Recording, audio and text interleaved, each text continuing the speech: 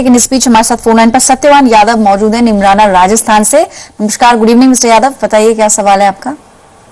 नमस्ते जी हेलो। हाँ नमस्कार सर, आप टीवी का वॉल्यूम म्यूट कर सकते हैं और फिर अपना सवाल पूछें। हाँ, मैं कह रहा था मैंने बैंक से लोन लिया है जी, और वो जो उन्होंने डिस्बर्समेंट किया है बिल्डर को वो एक साथ कर दिया। ठीक है। 10.6 लाख जो है वो पूरा एक साथ दे दिया। ओके।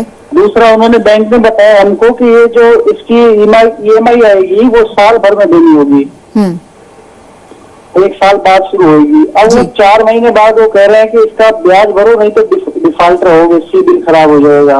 ओके। तो मैं ये पूछना चाह रहा था, मैं EMI स्टार्ट कर दूं या तो साल भर बाद करूं?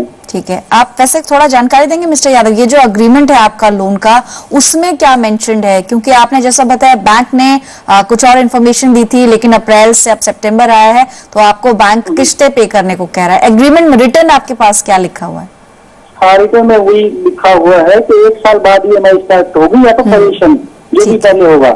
ओके। तो अभी पोजीशन में भी टाइम लग रहा है मैम, साल भर का। और वो EMI भी अभी स्टार्ट नहीं करना चाह रहा था, तो वो पूछना चाह रहा था कि वो कह रहे डिफॉल्ट हो जाओगे। ठीक है, ठीक है, बहुत वाजिब आपका सवाल है। फोन लाइन पर बने रहे, बलवंत जैन हमारे आज के एक्सपर्ट है, बताएंगे आपको क्या करना है। बलवंत साहब, ये बड़ा कॉमन जो इनके साथ हो रहा है, बड़ा कॉमन सवाल है ये और महत्वपूर्ण भी है। ऐसे में जो EMI है इनको स्टार्ट करनी चाहिए या नहीं, पोजेशन को लेकर ये थोड़ा चिंतित भी है। लेकिन उससे इम्पोर्टेंट ये कि बैंक ने जब लोन डिस्पर्स किया था उससे पहले कुछ और कहा था और अब कुछ और कह रहा है। ऐसे में सिविल स्कोर पर कितना खतरा है?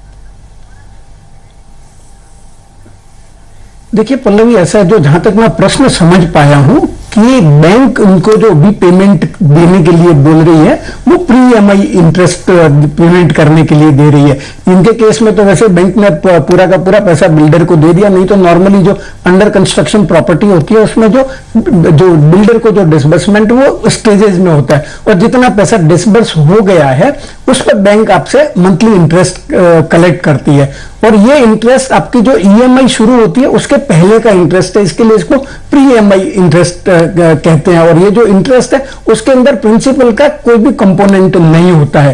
तो जैसे ये पूछ रहे हैं कि उनको प्रॉपर EMI शुरू कर देनी चाहिए या ये इंटरेस्ट ही पेमेंट करना चाहिए। वैसे अगर इनके पास सहूलियत हो तो EMI शुरू कर सकते हैं, परंतु जैसे इनकम टैक्स का एंगल से मैं बताना चाहूंगा कि अगर आपका पोजेशन मिलने के पहले अगर आपने EMI शुरू कर दी है तो जो प्रिंसिपल रीपेमेंट करते हैं उसमें जो ATC का डिडक्शन मिलता है वो आपको जब तक पोजेशन मिलेगा उसके पहले के जितने भी प्रिंसिपल रीपेमेंट है उसमें आपको वो बेनिफिट नहीं मिलेगा। और जहां तक प्री EMI इंटरेस्ट का सवाल है, जिस साल आप पोजेशन लेते हैं उस साल से आपको रेगुलर इंटरेस्ट का डिडक्शन मिल जाएगा और उसके पहले वाले सालों में जितना भी आपने इंटरेस्ट प्री EMI इंटरेस्ट या जो रेगुलर EMI वाला भी इंटरेस्ट अगर पेमेंट किया है तो वो वन फिफ्थ करके आप उस साल शुरू होकर अगले 4 साल तक क्लेम कर सकते हैं विद इन द लिमिट। अगर आपकी सेल्फ ऑक्यूपाइड प्रॉपर्टी है तो वो लिमिट 2 लाख की है और अगर आपने किराए पे दे के रखी है तो जितना भी इंटरेस्ट है इंक्लूडिंग 1/5 आपका जो पुराना वाला प्री EMI वाला इंटरेस्ट है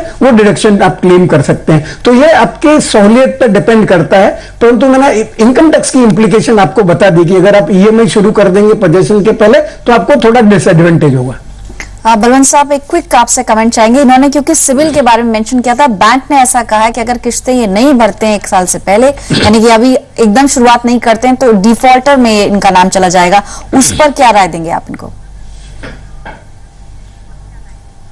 देखिए पल्लवी, ऐसा है कि EMI शुरू करनी चाहिए या नहीं चाहिए ये तो मैंने ओपिनियन दे दिया और इंटरेस्ट तो इनको पेमेंट कर ही देना चाहिए क्योंकि ये प्री EMI इंटरेस्ट पेमेंट करना है वो आपका लायबिलिटी है और वो आपके ड्यू हो गया। तो आप जितना डिले करेंगे उतना आपका जो रिकॉर्ड है सिविल में वहां रिकॉर्ड खराब हो जाएगा और वो आपकी हिस्ट्री खराब हो जाएगी। आपको भविष्य में बोरो करने हैं उसमें भी थोड़ी बहुत प्रॉब्लम हो सकती है।